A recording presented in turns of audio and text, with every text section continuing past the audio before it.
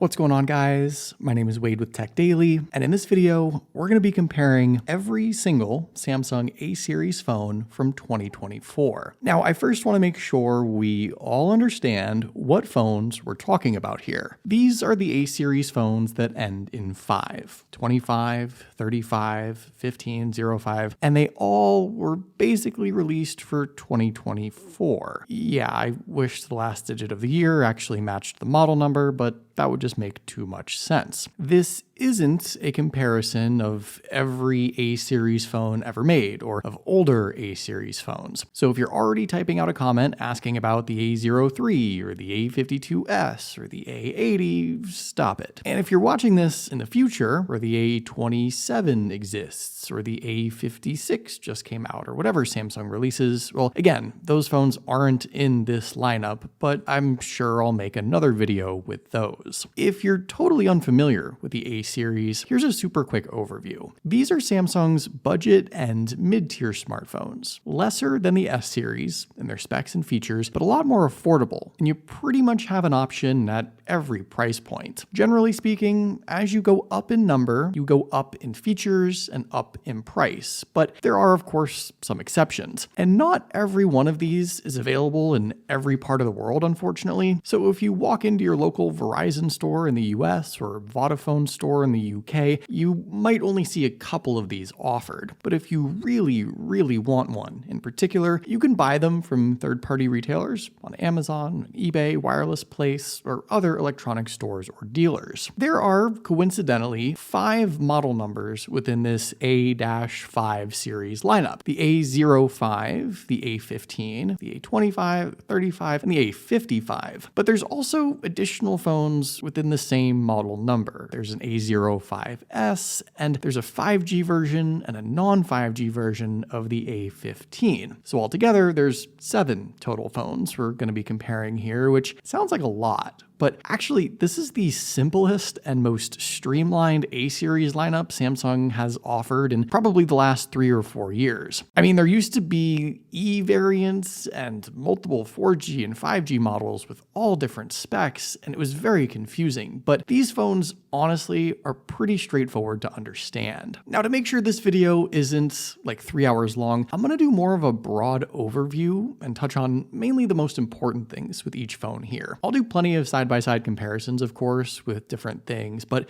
if you want more in-depth information about a specific phone, or if you want an even deeper comparison between specific models, I've pretty much done multiple individual videos on all these phones at this point, and I'll link those videos on screen throughout this video and in the description box below. And since there's a ton of information in this video, I'd recommend grabbing your Plod note pen to help you record, organize, and summarize everything I say. Oh, you don't have one? Well, you should. NotePen, this video's sponsor, is the #1 AI-driven voice recorder, transcriber, summarizer, and idea capturer that can help ensure you never miss anything important. You can wear NotePen however you like, as a pin, a clip, a lanyard, or on your wrist. And at the touch of a button, you can instantly and seamlessly start recording conversations, lectures, meetings, or your own thoughts and ideas that you can then refer back to later. And NotePen is better than relying on your phone because the recording won't get interrupted by a phone call or notification, and you can still use your phone if you need to. But NotePen doesn't just record. It also organizes and analyzes everything using either GPT-4o or Claude 3.5 Sonnet as its LLM. You can search for any information you need within your recordings using Ask AI and lean on the LLM of your choice for additional information. You can recap anything you might have missed or merge multiple recordings into one. You can also share your notes with friends or colleagues and access them both in the app and on the web. Your recordings can be reformatted into more than 20 different professional templates to help keep things organized. It's even smart enough to recognize and label different people within a conversation, and it can keep those labels for future recordings of the same person by simply recognizing their voice. If English isn't your preferred language, don't worry, there's more than 112 other ones it supports for voice recordings. Most importantly, NotePen is also secure. Your recordings are stored offline initially, internally, on the device, and when the file is transferred to your phone, it's saved saved only on your phone. If you do utilize the AI tools, the data is securely encrypted and uploaded to the leading cloud service providers in your region. I've been using NotePen to talk out video ideas, help transcribe scripts, summarize product announcements, and even refer back to conversations between my YouTube friends when we drum up some new ideas. It's also perfect for recording and summarizing lectures, business meetings, group chats, or any other long-form in-person conversations. Up to 300 minutes of recordings per month for free. Check out Claude's NotePen at the link in the video description below. Okay, so first, let me just go through these phones one by one, and then we'll dive into some comparisons. Starting with the cheapest, the A05. This is basically Samsung's bare bones entry-level smartphone with the lowest specs and the least amount of features. It's not really sold in the US from Samsung themselves or any of the carriers. It's mainly available in Latin America and parts of Asia, but you can find it GSM unlocked on Amazon for around $100 now. It has a budget build,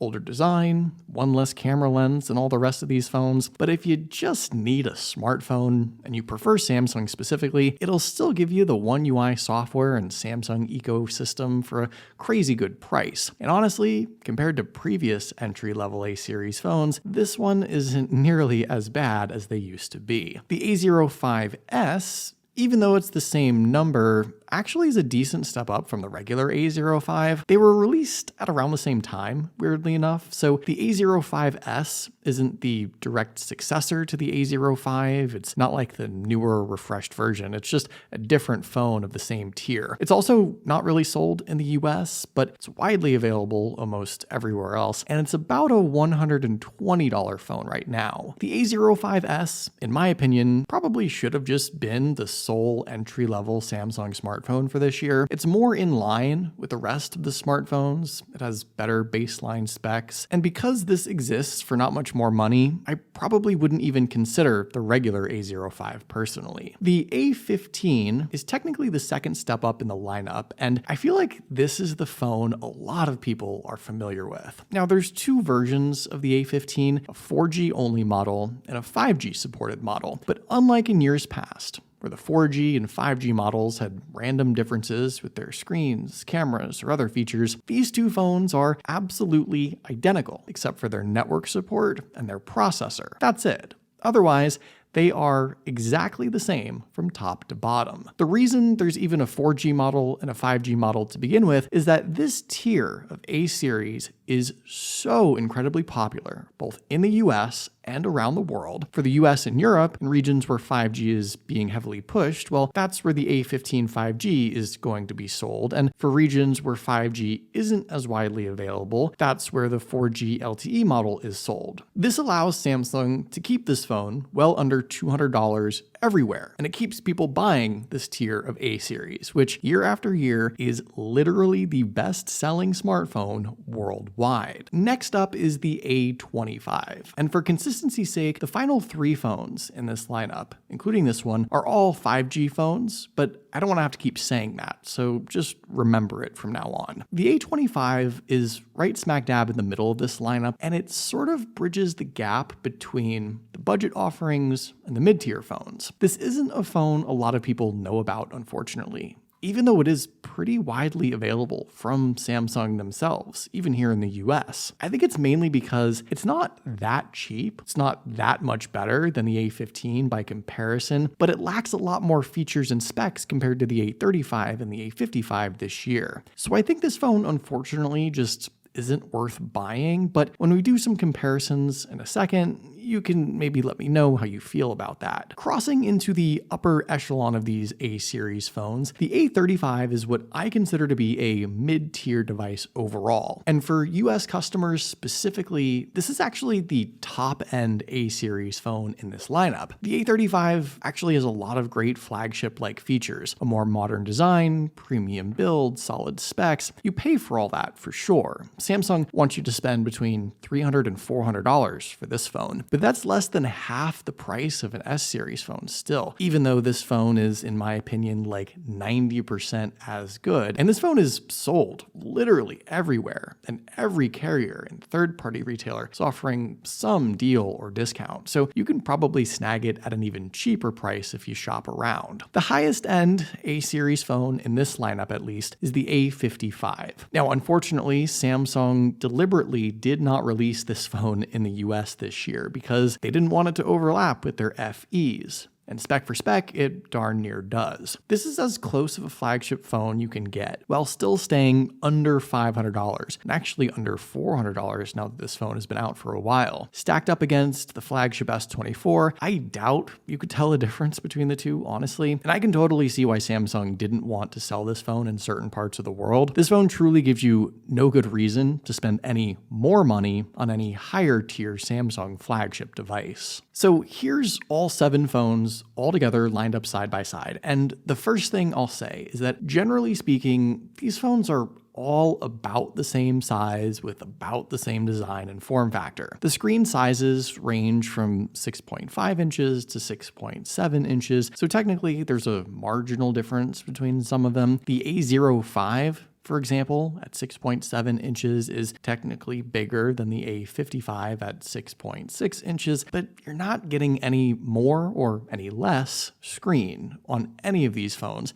that would make any real difference in your day. Design-wise, the A05 through the A25 all have that dated camera notch and the thick black bezels that afford you a lesser screen-to-body ratio and chunkier, bulkier look, while the A35 and A55 look more modern, more streamlined, and much more like a flagship phone. It's not unusual for budget phones to still have that dated look nowadays to their display setups, but at this point, I think we all wish Samsung would finally retire that notched camera cutout. Around back, again, these phones all look mostly the same. The odd one out is the A05, mainly because of its one less camera lens. More on that a little later. And for whatever reason, Samsung seems to just randomly pick different phones to have different finishes and color options. Some of these have a glossy back that attracts a ton of fingerprints. Some are a matte finish, some have a design with lines and patterns, some don't. The most important thing is the build materials. The A05 through the A25, well, they're all plastic phones. Their back panel is plastic, their frames are plastic,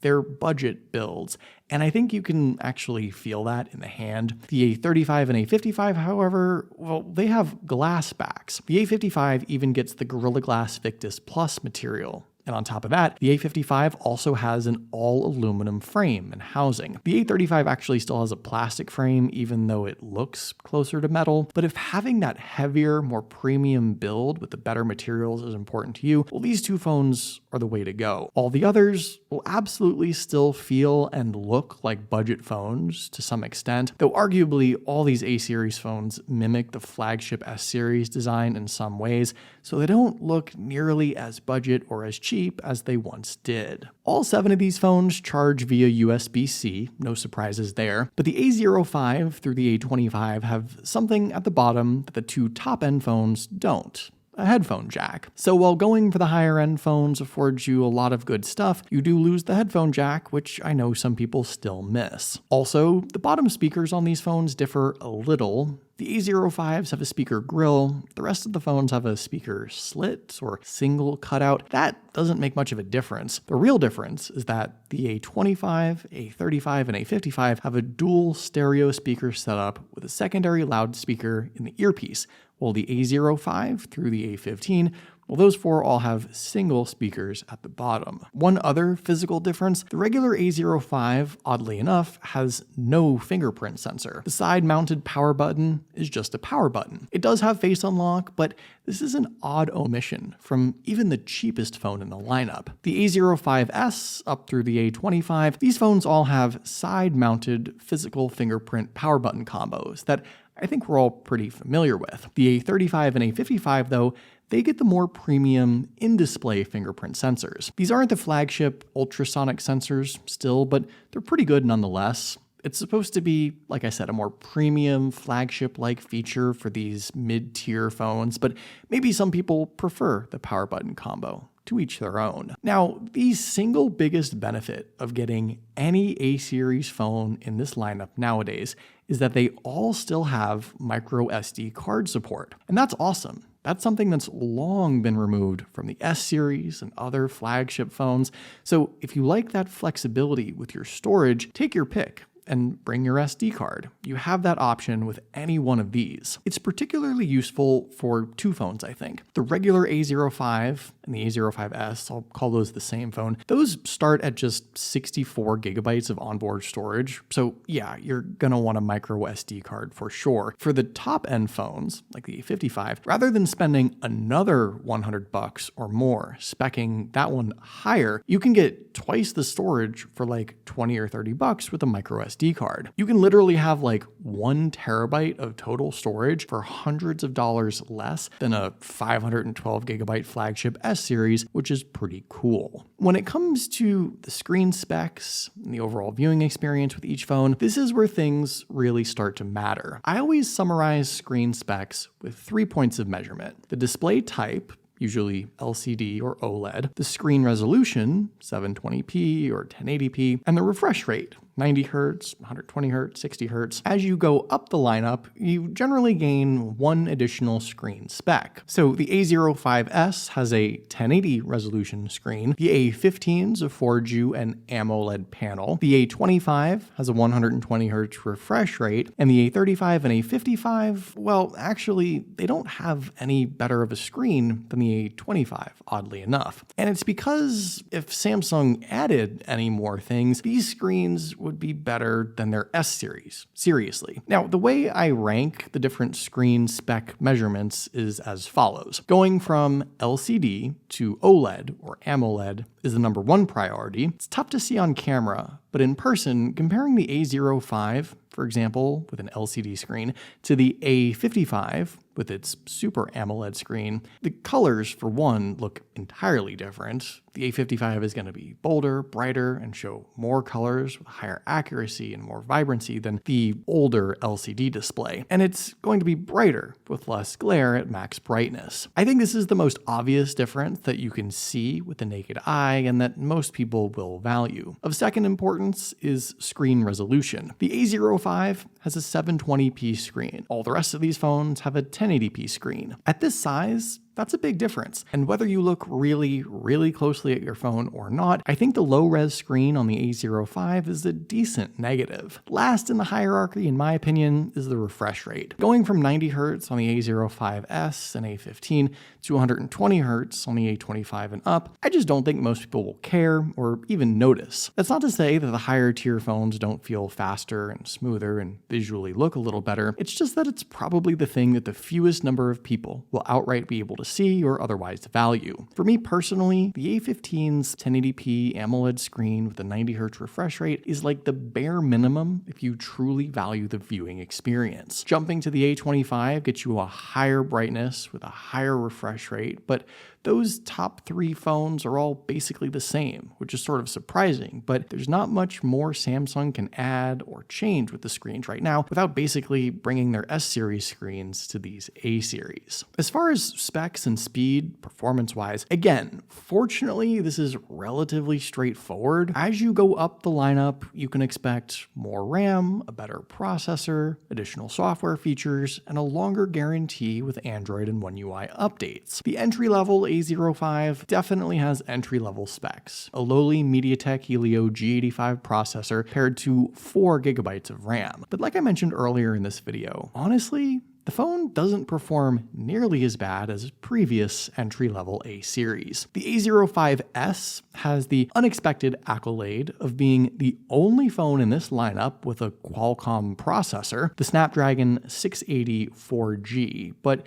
still only 4 gigabytes of RAM. You get a little more oomph, but I don't think the A05s is going to yield you noticeably faster speeds in anything you do. The A15 is where you'll get 6 gigabytes of RAM. And to me, this is the bare minimum if you want to keep your apps current and running in the background and experience a faster, smoother overall experience. The two A15s do have different processors. The The 4G LTE model has the tried and true MediaTek Helio G99, while the A15 5G has the newer MediaTek Dimensity 6100 Plus. But you can see with the Geekbench scores that it actually is not measuring out better than the 4G LTE A15. The number differences here aren't that significant though. Between the two phones at least, I don't think there's any real performance difference at all. The A25 is the first Exynos device in the lineup. It packs Samsung's Exynos 1280 processor, but still 6 gigabytes of RAM. So for this phone, performance-wise, it's a processor-to-processor comparison, and honestly, I don't think you're getting that much more by comparison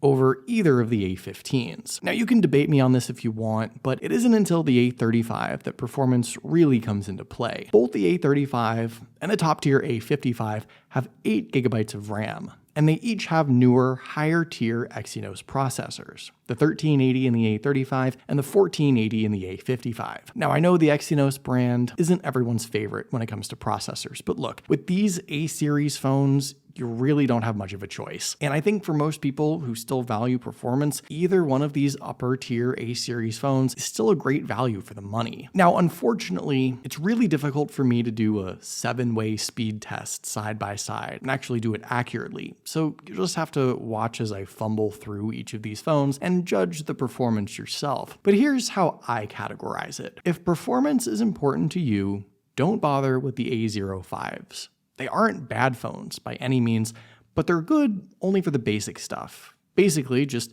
staying connected to the world. The A15s, to me, are the bare minimum when it comes to performance. They have decent enough specs where you aren't hindered by performance, at least for how most people use their phones, and you're still saving a lot of money. The A25, I think, is just a skip. It doesn't have any specific performance advantages, and you may as well save some money and stick to the A15 if you aren't playing a bunch of games on your phone or using it a lot for a lot of different things throughout the day. The A35 and A55, those phones are equally good performance-wise if you want to game or if you rely on your smartphone for work or school or other important tasks. If speed and reliability are critical to your daily usage or workflow. Are they comparable to top-tier Snapdragon flagship phones? No, but if that's what you're looking for, you wouldn't be considering any of these phones anyway. I think the A35 is sort of that sweet spot though for specs, performance, and price. The A55 is probably less necessary when you consider the extra dollars you spend. So really, in my mind, the two choices here are the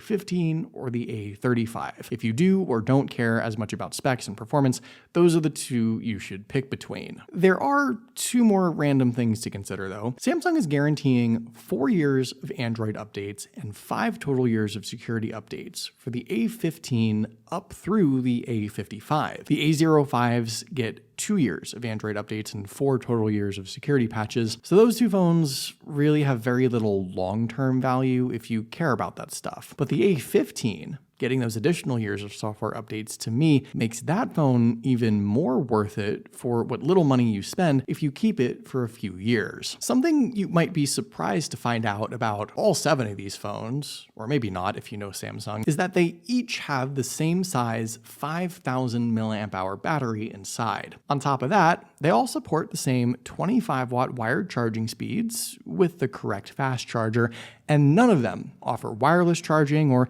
any other special charging features. Now, battery life and longevity is a little tougher to gauge because everyone's usage differs, but I've found that each one of these phones can hit at least 10 hours of screen on time with 10 to 15% battery life left over at the end of the day. I think what a lot of people will wind up experiencing though is that the low-end phones probably just get used less throughout the day, or less intensely at least. So people who buy those and use those often say that they're 2-day devices. Their smartphone needs are just less than the people who buy high-end phones, who use them nonstop for more intense things throughout the day. But overall, I don't think any one of these 7 phones has any explicit advantage or disadvantage when it comes to battery size or charging speeds. And that's great for the cheap phones for sure, and maybe more of a negative for the A35 and A55 when they could offer a little more. last but not least, let's talk about the cameras. Now, camera tech seems to be all these smartphone companies care to talk about nowadays, but on all these A-series phones, the camera setups are still a ways away from any flagship phone. And like everything else,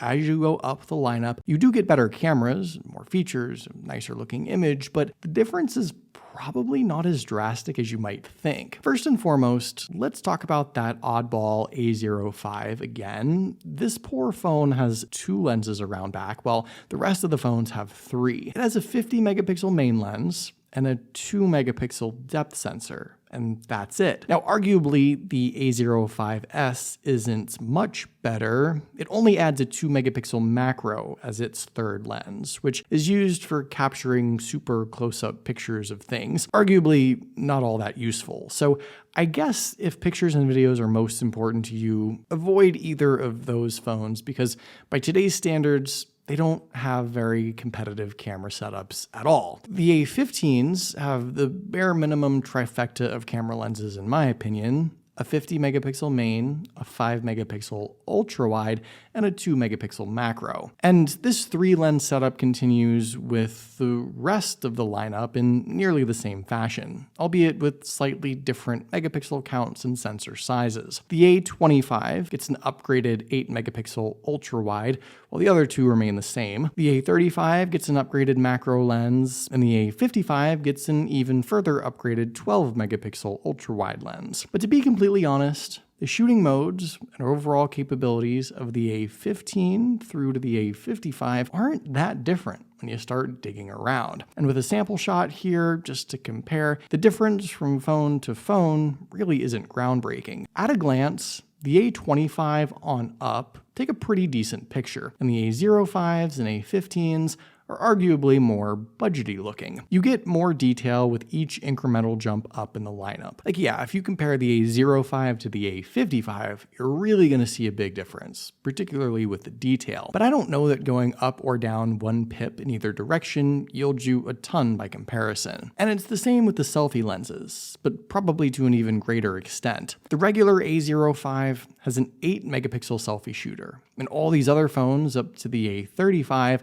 have a 13 megapixel selfie lens. The lens itself is a little different between the phones as far as the aperture and sensor size, and the selfie camera on the A55 arguably is the only one that's drastically different. It's a 32 megapixel lens. But again, from one phone to another, can you justify going up or down based solely on the selfie camera? I really don't think so. These A-series phones are sort of stuck with their budget camera setups, mainly because Samsung wants the S-series cameras to be the big reason to buy those phones. And none of these phones shoot bad pictures, honestly. They all just sort of look entry-level or mid-tier in their own way, without a ton separating them. And you can do so many adjustments with color and exposure that if you don't like the look of one phone in particular, you can make it look like the other phone pretty easily. It's just that none of these phones have like a telephoto zoom lens or any pro camera features. The upper tier phones have a few more random shooting modes that you'll find, but some of this stuff is just random stuff that Samsung adds to make it look like there's more features. So here's how I would classify and summarize these 2024 A-series phones. The entry-level A05s are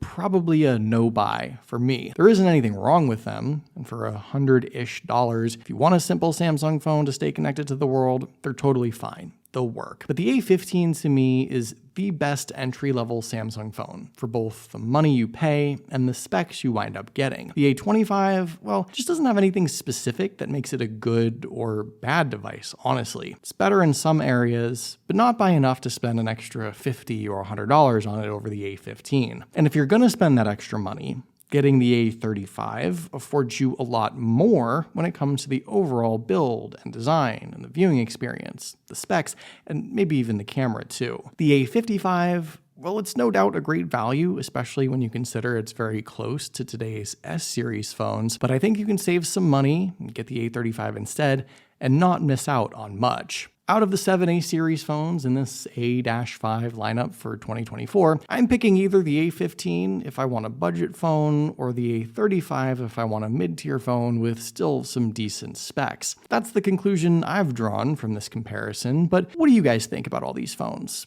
Let me know in the comments down below. I'd love to hear your thoughts, of course. Hopefully you guys did enjoy this video though. Be sure to follow TechDaily on Twitter and subscribe to the TechDaily YouTube channel if you haven't already, and I'll see you guys later.